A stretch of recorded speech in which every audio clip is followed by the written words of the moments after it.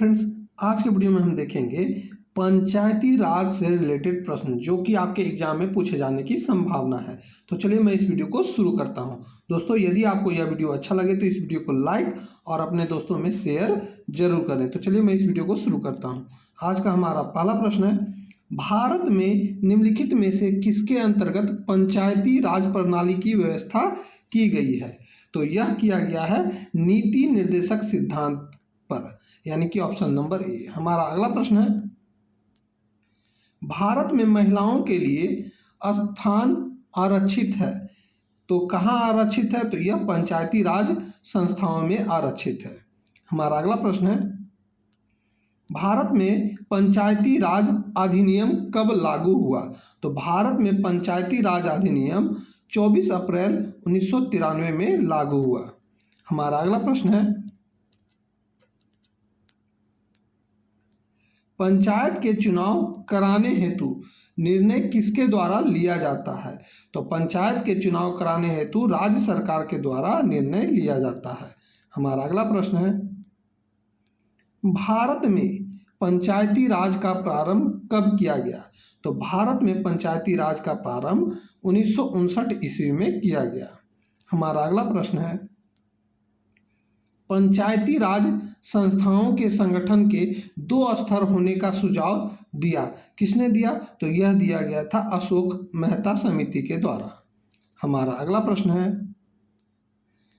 पंचायती राज के चुनाव में राजनीतिक दलों को खुले तौर से चुनाव चिन्हों के आधार पर भाग लेने देने का सुझाव किस समिति ने दिया था? तो यह दिया गया था अशोक मेहता समिति के द्वारा। हमारा अगला प्रश्न है, 1977 में केंद्र सरकार ने पंचायती राज संस्था की कार्य प्रणाली और ढांचे में सुधार लाने के उद्देश्य से किस समिति को नियुक्त किया? तो उस समिति का नाम है अशोक मेहता समिति। हमारा अगला प्रश्न है, देश में पंचायती राज व्यवस्था का आरंभ किस समिति की रिपोर्ट के आधार पर किया गया? तो उस समिति का नाम है बलवंत राय मेहता समिति। हमारा अगला प्रश्न है, बलवंत राय मेहता समिति की अनुशंसाओं के आधार पर किस वर्ष पंचायती राज व्यवस्था को लागू किया गया? तो वह वर्ष था 1958 ईस्वी। हमारा अगला प्रश्न है, पंचायत स्तर पर राज्य सरकार का प्रतिनिधित्व कौन करता है? तो यह करता है पंचायत सेवक।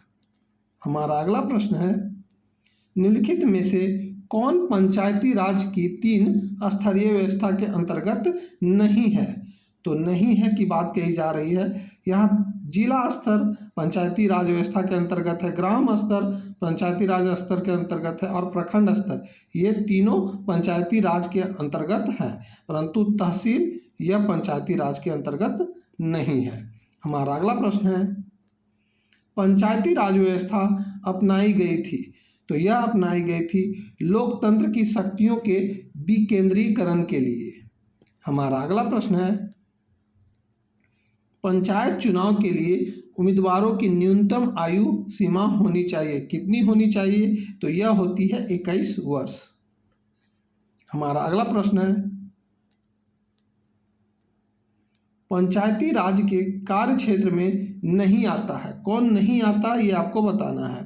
तो ग्राम उद्योग ये आता है, कृषि उत्पादन ये भी आता है और ग्रामीण सड़कें ये तीनों आते हैं, परंतु माध्यमिक शिक्षा जो है यह पंचायती राज के क्षेत्र में नहीं आता है।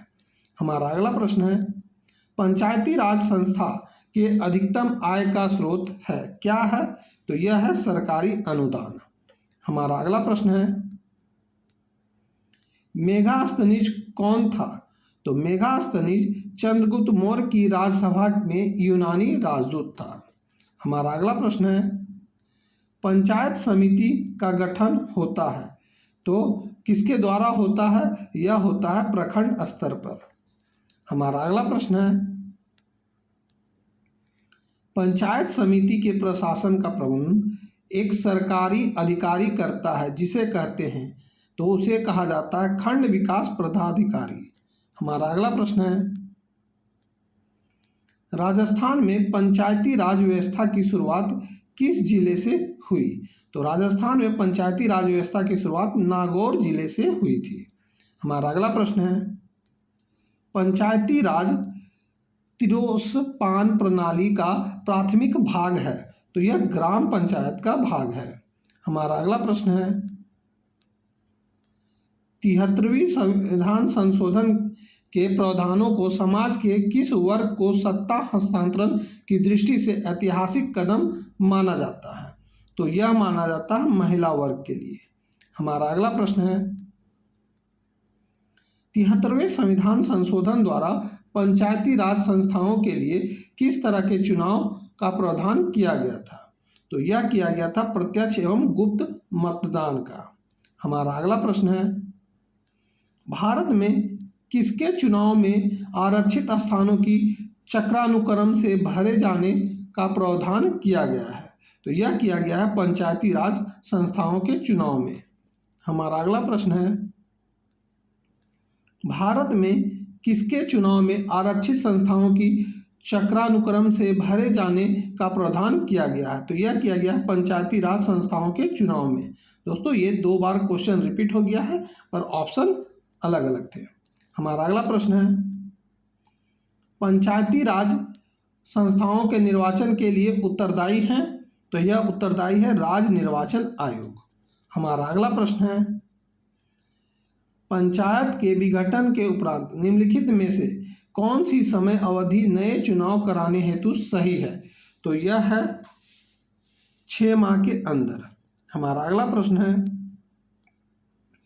अशोक मेहता समिति ने किन 2 स्तरों की बात की है? तो अशोक मेहता समिति ने मंडलीय पंचायत एवं जिला परिषद की 2 बातें कही हैं। हमारा अगला प्रश्न है, अशोक मेहता समिति किससे संबंधित था? तो अशोक मेहता समिति जो है पंचायती राज से संबंधित था। हमारा अगला प्रश्न है, 1977 में पंचायती राज व्यवस्था की समीक्षा के लिए गठित समिति की अध्यक्षता किसने की? तो 1977 में पंचायती राज व्यवस्था के लिए जो समिति की गठित की गई थी उसका अध्यक्ष किया गया था अशोक मेहता के द्वारा। हमारा अगला प्रश्न है, पंचायती राज संस्थाओं में निम्न स्तर पर कौन है? तो निम्न स्तर पर ग्राम सभा व पंचायत है। हमारा अगला प्रश्न है, पंचायती राज की आधारशिला है तो क्या है? ग्राम सेवा। हमारा अगला प्रश्न है, ग्राम पंचायतों की आय का स्रोत कौन सा है? तो यह है मेला एवं बाजार कर। हमारा अगला प्रश्न है, पंचायती राज संस्थाएं अपनी निधि हेतु निर्भर है, किस पर निर्भर है? तो सरकारी अनुदान पर। हमारा अगला प्रश्न है, एक विकास खंड पर पंचायत समिति होती है तो यह होती है एक प्रशासकीय अधिकरण। हमारा अगला प्रश्न है, भारत में प्रत्यक्ष लोकतंत्र का उदाहरण क्या है? तो यह उदाहरण है ग्राम सभा का। हमारा अगला प्रश्न है, भारत में सही मायने में स्थानीय स्वशासन का जनक किसे माना जाता है? तो यह माना जाता है लॉर्ड रिपन को। हमारा अगला प्रश्न है, भारत के पंचायती राज व्यवस्था का वस्तुकार किसे कहा जाता है? तो यह कहा जाता है BR मेहता जी को। हमारा अगला प्रश्न है, विकेंद्रीकरण प्रणाली की सिफारिश किसने की थी? तो यह किया गया था बलवंत राय मेहता जी के द्वारा। हमारा अगला प्रश्न है, 73वें संविधान संशोधन का अभिपालन करने वाला पहला राज्य है तो यह है आंध्र प्रदेश। हमारा अगला प्रश्न है, पंचायतों के द्वारा कौन सा कर वसूला जाता है? तो यह स्थानीय मेलों का कर वसूला जाता है। हमारा अगला प्रश्न है, पंचायती राज विषय है तो पंचायती राज किसका विषय है? तो यह है राज्य सूची का विषय। हमारा अगला प्रश्न है, निम्नलिखित में से कौन पंचायती राज संस्था नहीं है? तो यहाँ नहीं है की बात कही जा रही है। पंचायती समिति पंचायत राज का है, ग्राम पंचायत भी पंचायत राज का है और जिला परिषद भी पंचायत राज का है, परंतु नगर परिषद ये पंचायत का नहीं है। हमारा अगला प्रश्न है, समानता पंचायत समिति में कितने प्रकार के सदस्य होते हैं? तो इसमें पदेन सदस्य होते हैं, सहयोगी सदस्य होते हैं, सहयोजित सदस्य होते हैं, यानी उपयुक्त में से सभी इस प्रश्न का सही उत्तर हो जाएगा। हमारा अगला प्रश्न है, पंचायती राज व्यवस्था में स्थानीय स्वशासन की व्यवस्था कैसी होती है? तो यह होती है ग्राम, ब्लॉक और जिला स्तर पर तीनों स्तरीय संरचना होती है। हमारा अगला प्रश्न है, बलवंत राय समिति प्रतिवेदन के अनुसार महत्वपूर्ण संस्था है, तो यह है पंचायत समिति। हमारा अगला प्रश्न है, बलवंत राय मेहता समिति ने किसको अधिक शक्तिशाली बनाने का सुझाव दिया? तो पंचायत समिति को।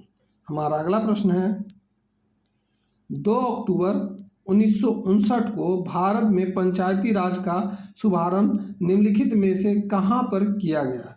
तो यह किया गया था नागौर के राजस्थान में। हमारा अगला प्रश्न है, स्थानीय ग्रामीण शासन के रूप में पंचायती राज प्रणाली सर्वप्रथम अपनाई गई थी, तो यह अपनाई गई थी राजस्थान व आंध्र प्रदेश के द्वारा। हमारा अगला प्रश्न है, पंचायती राज प्रथम प्रवर्तित किया गया, कहाँ किया गया? तो यह राजस्थान में किया गया। तो दोस्तों ये थे पंचायती राज से रिलेटेड प्रश्न जो कि मैंने आपको दिखाया है। ये सारे के सारे प्रश्न एग्जाम में पूछे गए प्रश्न हैं। यदि आपको यह वीडियो अच्छा लगा है तो इस वीडियो को लाइक जरूर कर दें और अपने दोस्तों में हो सके तो जितना हो सके इस वीडियो को शेयर करें। तो अब हम मिलेंगे आपसे अगली वीडियो में, तब तक के लिए जय हिंद, वंदे मातरम।